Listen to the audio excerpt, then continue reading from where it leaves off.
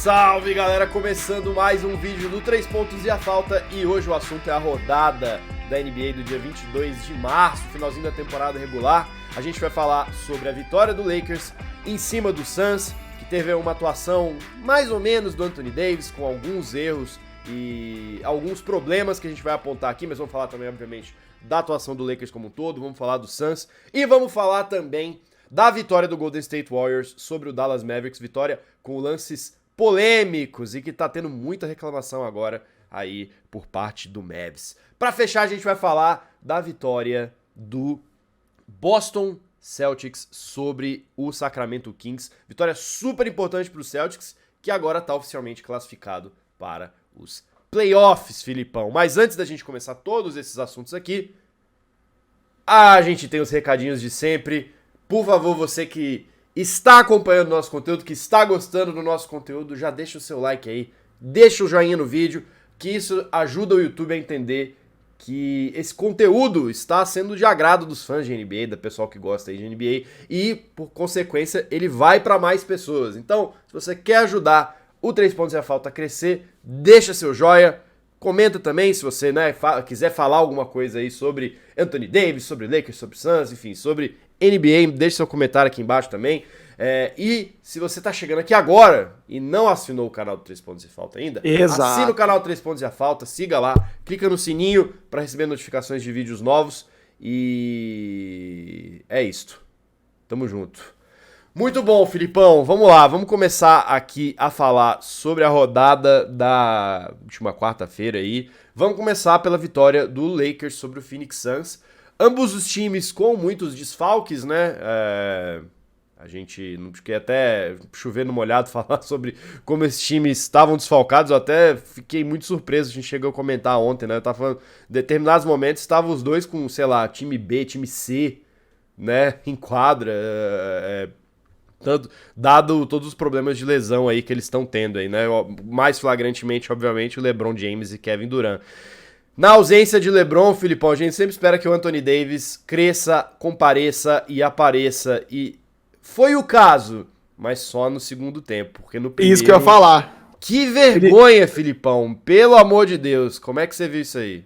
Brunão, o AD jogou... Ele ouviu nosso conselho pela metade, né? Porque o primeiro tempo, como você bem mencionou, cara, a gente estranhou. Eu e você, a gente tava conversando no nosso... no WhatsApp exatamente sobre isso, né? Assim, cara, será que ele vai de novo deixar a desejar, né? Será que ele não vai ter essa intensidade que a gente espera? Porque no último vídeo a gente cobrou muito dele, né, Bruno? E ontem a gente viu indícios de que a gente pode sonhar um pouco mais. Porque o jogo, a história do jogo foi realmente isso. Foi um jogo pegado no primeiro tempo, mas justamente no segundo, quando o Edi faz essa mudança, essa virada de chave, Bruno, a vitória vem. E foi uma vitória convincente, né? A primeira observação que eu tive foi quando eu vi o Austin Reeves titular, né? Depois dos 35 pontos dele contra o Orlando Magic, que rendeu bastante, que conferiu ao Lakers diferentes maneiras de jogar, o Darvin Ham entendeu que ele precisava de contar com esse cara que tá vivendo um momento muito legal e trouxe esse cara pro quinteto titular e tirou o Malik Beasley, Bruno, que é um cara que não tem sido tão confiante, porque ele não é um arremessador de três muito consistente, Ele é um cara que, por ter várias oportunidades, ele acaba conferindo, ele acaba convertendo bastante. Mas 36% não é um número muito interessante. Mas quando você traz o Reeves pro jogo, Bruno, vindo de 35 pontos contra o Magic, como eu mencionei, e ele faz 25 pontos, mas tem 10 assistências, empata com o maior número da carreira dele, o Lakers se transforma um pouco. Eu acho que, Bruno, ele é um cara que tem feito leitura do jogo brilhantemente bem. Ele é um cara que tem mudado de direção, Bruno. Ele tem uma fluidez desse movimento. Não apenas no drible, mas no passe. Teve uma bola... Isso mais no final do jogo. Que ele acha o AD debaixo do garrafão, debaixo do aro. Que ele dá que ele vai passar a bola pro perímetro, mas no meio do movimento ele trava. O defensor vai pro perímetro. E o AD fica livre, ele passa pro AD que faz a cravada. Então ele é um cara muito inteligente, Bruno, nesse quesito de playmaking.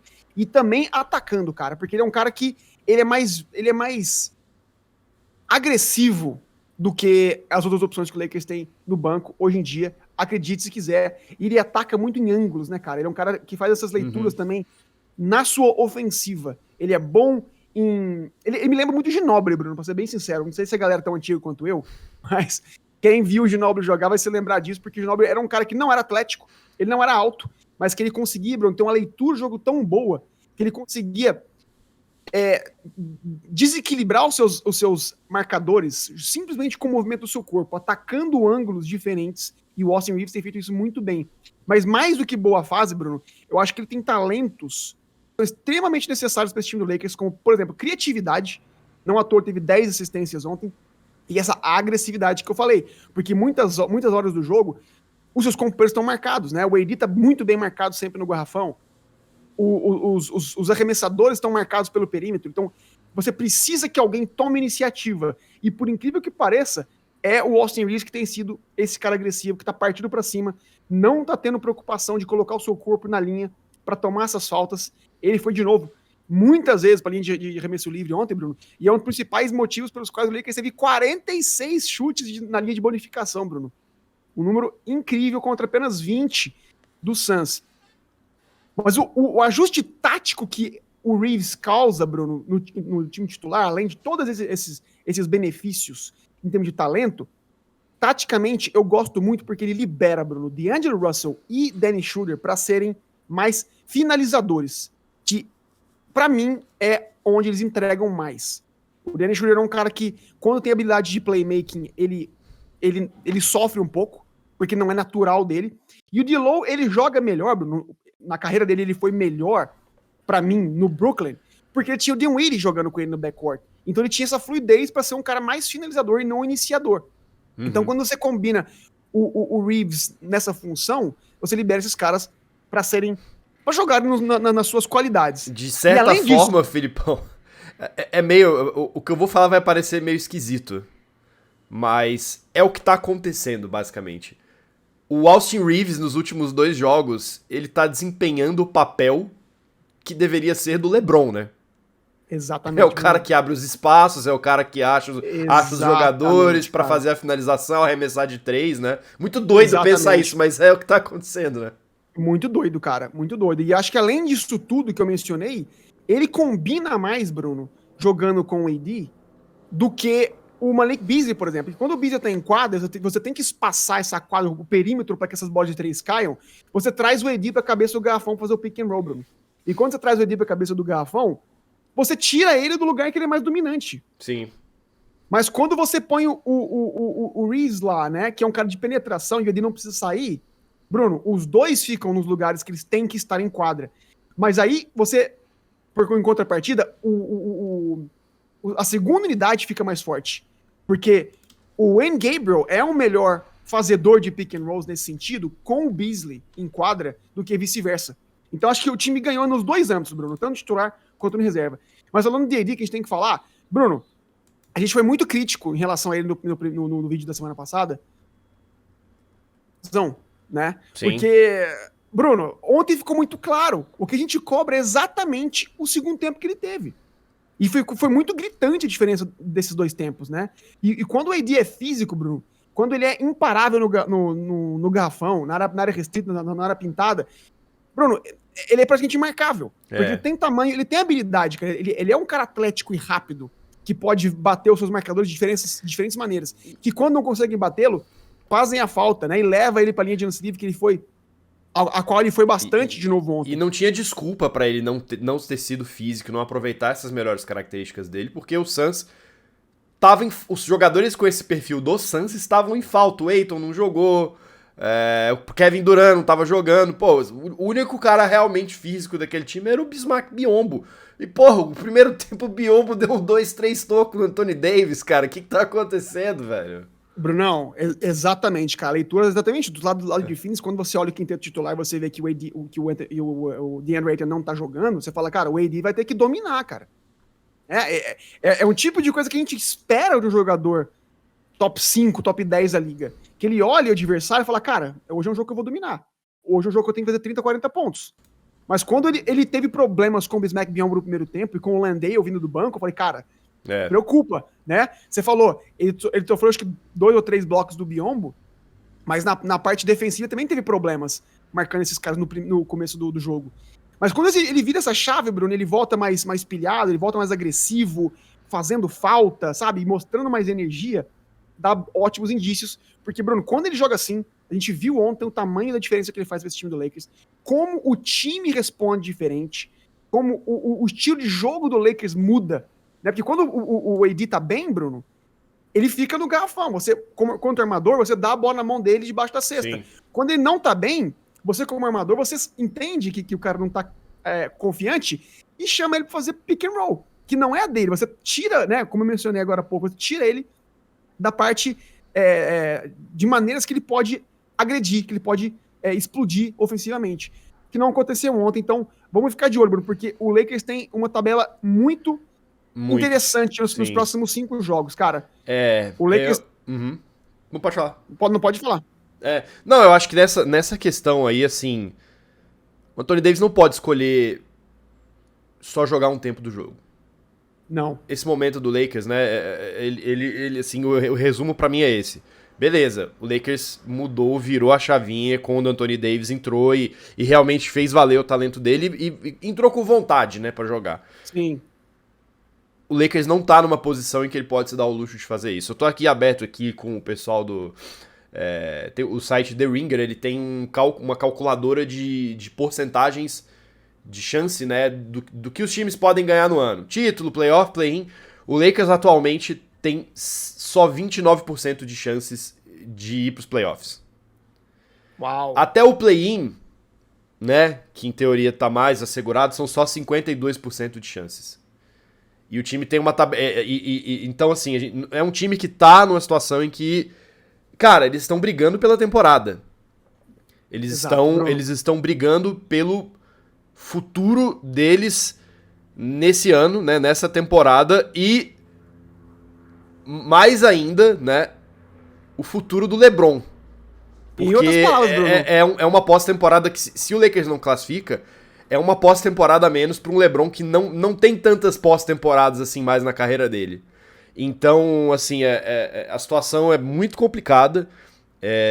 Esse time, obviamente, né, eu dou, obviamente, colher de chá, porque foi um time que foi montado há pouco tempo, né, e o fato deles estarem conseguindo se aproximar dessa vaga tão rapidamente, eu acho que é algo interessante, é algo notável, e é algo que eu acho que em muitas outras situações, o discurso ao redor do Lakers seria: não é agora, não vai classificar, mas tudo bem, tá mostrando promessa, temporada que vem, né, vai vir mais forte e podemos esperar coisas mais interessantes do Lakers. Né? Acho que até da parte tática também, né? O jogo de hoje mostrou como que o Lakers consegue jogar sem o LeBron, só com o Anthony Davis, um time voltado para o Anthony Davis, né? Existe uma variação tática legal agora que o Lakers pode aproveitar. Mas não o fato de o LeBron, né, não ter mais tantas pós-temporadas para jogar muda completamente a situação ao redor do time. Eu acho que você trouxe muito bem o panorama, cara. E para mim o resumo é como não se motivar diante dessa situação, né? Sim. Não é que eles estão jogando já classificados, não é que eles estão tendo dificuldades de se entregar num jogo que não vale nada. Pelo contrário, não apenas a temporada, Bruno, mas talvez o futuro desse time que tá na linha. O futuro do próprio Anthony Davis, Bruno, com 30 anos de idade, ele não é mais garoto. E a gente não sabe, em caso de uma eventual falha, qual seria a resposta do front office do Lakers, né? Sim. Mantém o AD, troca o AD. Então acho que tem muita coisa na linha. Então, assim, não pode... Ele não tem desculpa alguma, Bruno, pra não entrar pilhado e jogar como ele jogou no segundo tempo ontem. Então vamos esperar que ele volte a ser esse cara. Por quê?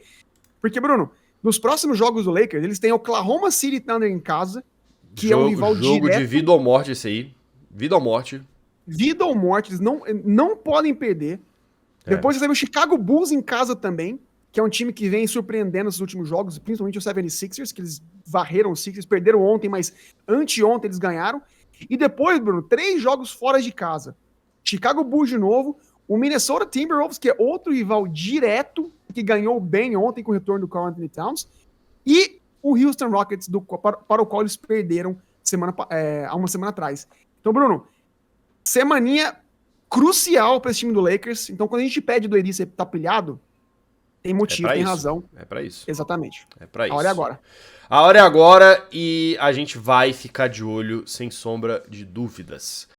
Agora, Filipão, tá na hora da gente falar de outro time da Califórnia. Vamos falar aqui da vitória do Warriors sobre o Dallas Mavericks. Segunda vitória consecutiva do Warriors fora de casa.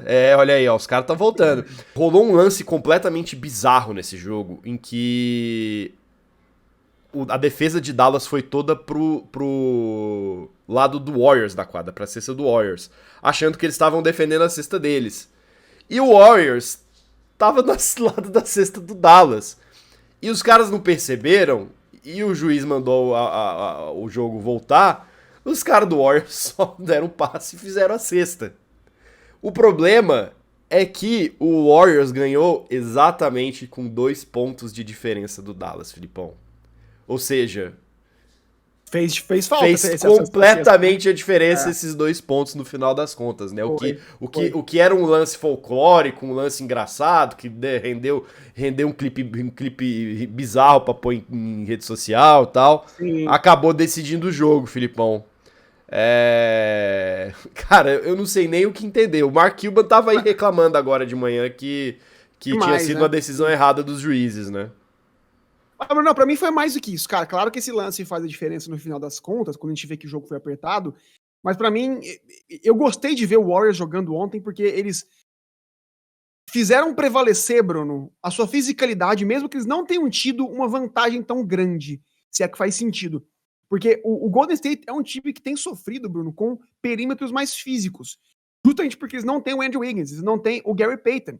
Então, eles encontrarem maneiras de conter um time mais forte do Mavericks ontem é muito bom sinal para daqui adiante, porque é só a segunda vitória seguida fora de casa, mas, Bruno, para um time que não conseguiu vencer, para um time que chegou no jogo de ontem com apenas 8 no ano inteiro, é considerável.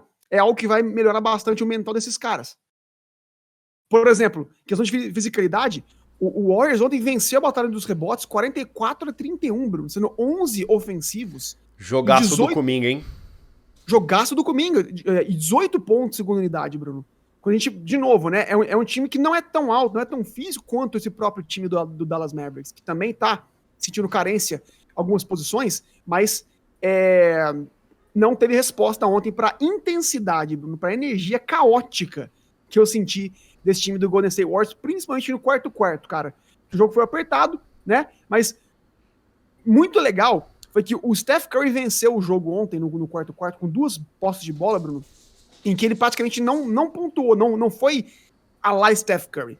A primeira jogada foi que ele ameaça, o Christian Wood tá marcando ele ameaça o Christian Wood, e o Christian Wood compra, ele vai pra cima dele, aí ele encontra o Draymond Green debaixo da cesta, livre, ele passa a bola, um passe picado, o Draymond Green faz a bandeja, Bruno, e toma o and one, toma a falta. Uhum. Essa jogada vira o jogo, né? Eles ganham uma vantagem de 1 ponto, justamente por essa jogada de 3 pontos do Draymond Green. E a última bola que sacramentou a vitória, ele atacou o Maxi Kleber, e o Draymond Green, Bruno, brilhantemente, a gente fala de intangíveis, de jogadas que ganham jogos que a gente não vê muito. E enquanto o Steph tá penetrando em direção à cesta, o Draymond tá escorando o Red Bullock com as costas, não permitindo que o Bullock entre no caminho do Steph Curry, e ele vai fazer a bandeja sem marcação. E o jogo tá decidido. Então, Bruno, falando em Steph Curry, gostei muito que ele engajou seus companheiros, cara. Ele não foi aquele Steph matador de sempre, que arremessa a bola de tudo que é posição da quadra. Ele engajou os caras com 13 assistências, Bruno. Então ontem foi um Steph mão aberta, teve só 20 pontos, mas engajou, Bruno, botou todo mundo pra jogar, ele entendeu que é importante nesse momento da temporada crescer a confiança dos seus companheiros. Não à toa, o elenco teve um jogaço. Jordan Poole foi muito bom, Bruno. Achei que ele bateu de frente com Hardy e com Green vindo do banco. Teve 16 pontos. O Kenzo, Bruno, e o Draymond Green, 14 pontos cada, mas foram excelentes na defesa. O Draymond, Bruno, ame ou odeie, eu tenho um caso de amor e ódio com ele, mas na quadra o cara é muito, muito decisivo, principalmente para esse esquema tático do Steve Kerr, e de novo ele foi crucial. E o DiVincenzo também, marcando o Luka, fazendo as boas no perímetro. O Looney, Bruno, 12 pontos, 12 rebotes, deu conta também do garrafão, mas, cara, você mesmo trouxe, Brunão, pra mim, Jonathan Kuminga, e não é de hoje, ele respondeu, ele foi pra mim o responsável, Bruno, por essa dominância física. Ele atacou, Bruno, as penetrações que o Luka fazia no pick and roll com o Maxi Kleber, com o Christian Wood, matou bolas de 3, e não à toa, Bruno, terminou o jogo com 22 pontos, 9 de 11 de quadra, e tem feito, Bruno, muito bem o papel do Andrew Wiggins. Se o Warriors tá, né, sentindo muita falta desse cara, que foi decisivo nas finals do ano passado, o Kuminga tem feito as boas, e por isso o Warriors tá podendo vislumbrar com oportunidades. A gente não sabe, a notícia é essa, a gente não sabe quando o Wiggins volta, mas, Bruno, se o Wiggins volta titular, e você tem o Kuminga vindo do banco fazendo essas funções tão bem, sendo esse two-way player tão fantástico que ele tem sido, o Warriors pode sonhar. Porque, como eu falei, 2 vitórias imensas para um time que precisava, Bruno, dessa confiança fora de casa, e que agora tem 4 jogos dentro de casa. Isso. Eles têm os Sixers, Wolves, Pelicans e Spurs em casa, e depois vão para Denver. Mas se eles ganham, Bruno, esses jogos, fazem valer, né, esse Warriors caseiro que a gente tá acostumado, eles já se sacramentam muito tranquilamente. E numa dessa exatamente, numa dessa eles garantem essa última vaga direta pros playoffs, né? Com essa vitória eles foram pra 6ª posição, vão ter esses 4 jogos, ou seja, né, pra um time que tá 29-7 jogando em casa, só perdeu 7 jogos até agora jogando lá em São Francisco, tem tudo pra pegar a 5ª posição, quem sabe até a 4ª, né? A 5ª eu acho mais provável, porque o Clippers vai jogar sem Paul George, né? É bom dar a notícia rapidinho aqui que o Paul George teve uma hiperextensão no joelho. Aparentemente não foi nada muito sério, porque pelo vídeo da lesão parece que é um negócio que vai acabar com a temporada do cara e a próxima, né? Ele vai ficar 1 ano sem jogar, mas parece que foi só uma torção. Ele vai ficar aí de umas 2 a 3 semanas fora, ou seja, não joga mais a temporada regular. O que é crucial, né, Brunão? Pro Clippers é crucial, porque o Paul George estava sendo o motor do time, né? Então.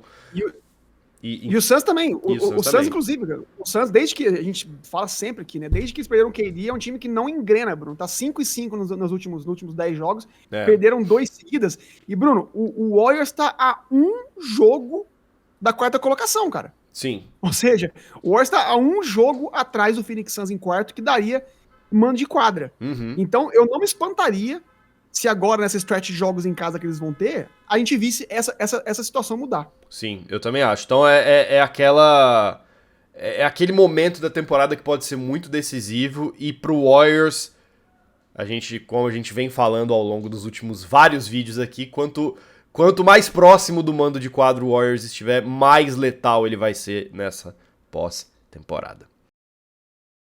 Beleza, vamos agora aqui falar de Boston Celtics. A gente vai puxar, na verdade, um jogo que aconteceu na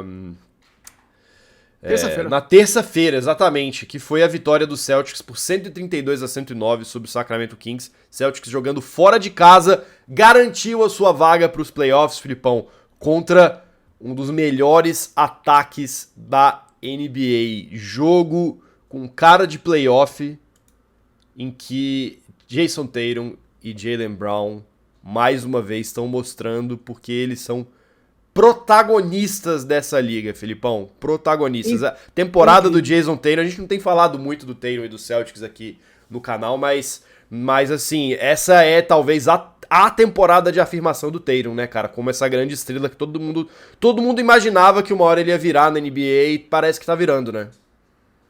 Incrivelmente consistente, Brunão. Eu acho que, às vezes, o que peca, né? Aonde o Tatum sofre na conversa do MVP é justamente o fato de que eles não dominaram a conferência de ponta a ponta, né? Eles oscilaram um pouco. Hoje estão brigando pela 2ª ou 3ª colocação.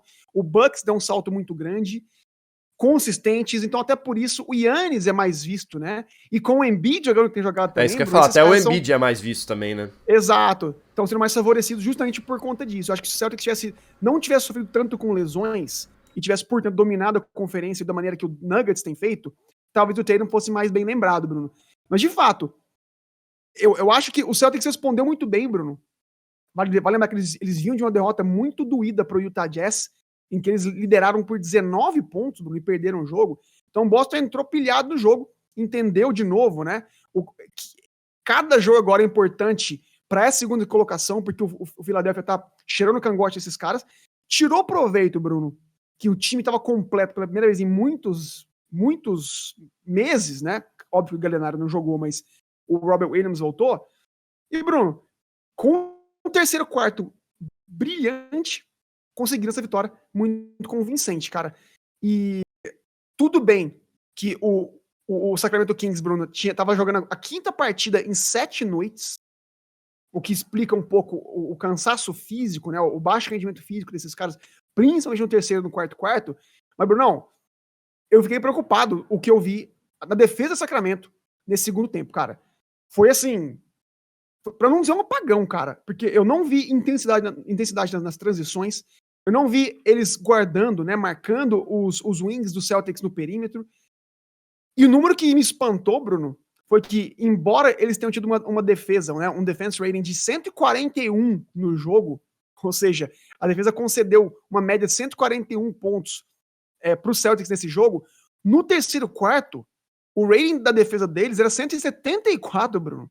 E eles estavam jogando em quadra. Estavam jogando em casa. Me preocupou bastante isso, então.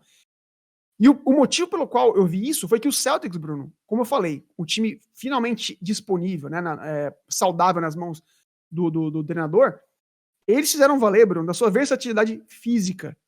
E quando você tem vários corpos grandes e atléticos para jogar na frente do Domantas Sabonis, do De'Aaron Fox, que são caras, Bruno, como o Al Horford, que pode jogar tanto dentro do garrafão quanto fora, né? O Grant Williams teve um jogo muito legal também.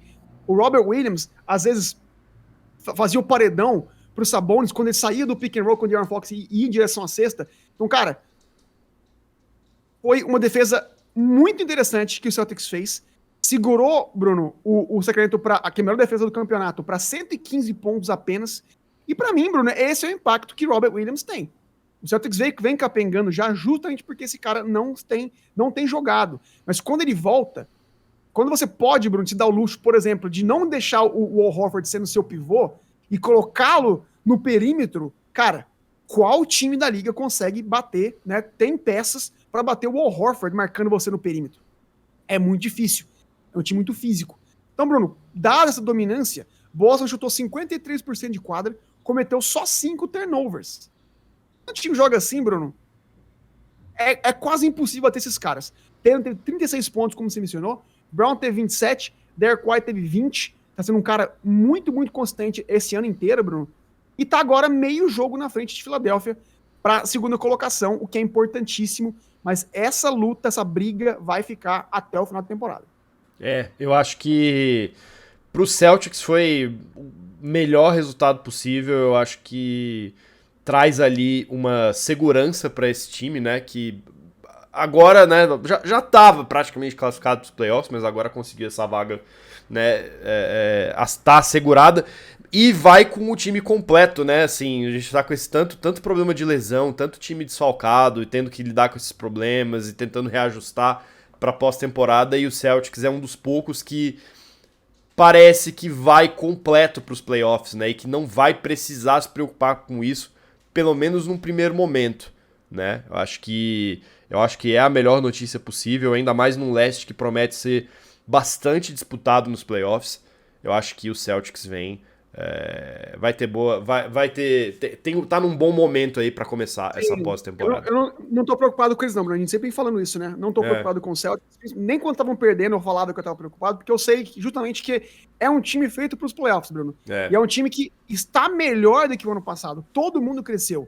Você abriu o bloco falando muito bem. O Tatum é melhor do que o ano passado, muito mais consistente. O Jaylen Brown, idem. Sim. O Derek White é outro jogador, né? E agora, além de tudo, eles têm o Malcolm Brogdon como provavelmente, né, sexto homem do ano. Então, Bruno, é um time mais profundo, um time mais técnico, com mais qualidade. Porque eu acho que realmente é saúde e mental, Bruno. Uhum. Eu não quero ver rusgas desse vestiário. Só pra fechar o bloco, né? Teve um comentário muito curioso do Jaylen Brown no final do jogo. No final do jogo, que ele disse, perguntaram pra ele, né, do futuro dele no Celtics. Ele disse, não sei. Não sei. Eu vou ficar até quando for necessário, até quando que me quiserem aqui. Ixi. Mas, exato, pra mim não soa bem, cara. Eu não acho que é o momento ideal pra ele fazer isso. Então vamos ver como é que isso vai se traduzir nas próximas semanas, mas espero que não. Tá certo, é isso. Então a gente vai ficar de olho aí. Vamos agora para as últimas 2 semanas de temporada regular, né? Os jogos aí vão até o domingo, dia 9, se eu não me engano, de temporada regular. Muita coisa pra ser decidida. É muito louco a gente pensar que faltando só 2 semanas pra temporada regular acabar, a gente só tem 3 times oficialmente classificados no leste e só 2 times oficialmente classificados no oeste, né? O Grizzlies também garantiu a sua vaga e o 76ers. Muito doido pensar que a gente vai ter tanta coisa em disputa, né? E assim, com uma possibilidade real de mudanças, como a gente falou aqui, né? No caso do Warriors, no caso do Lakers. No leste ali as coisas parecem estar um pouco mais bem definidas, mas tem a situação do Bulls, né? Como você falou, é um time também que está desesperado para pegar essa última vaga no play-in. E pode ser que o Wizards ou o Pacers ali deem uma surpreendida no final. E a gente vai ficar de olho nesse finalzinho de temporada regular e também já começando a se preparar para os playoffs aqui, né, Filipão? Vídeo todas as rodadas dos playoffs, hein? Então já assina aqui, já curte esse vídeo e fica ligado que vai ter muita coisa legal no 3 pontos e a falta nos próximos meses. Filipão, um grande abraço, tamo junto, até o próximo vídeo. E até o próximo vídeo também, pessoal, não se esquece de deixar o comentário aqui e de curtir. Valeu!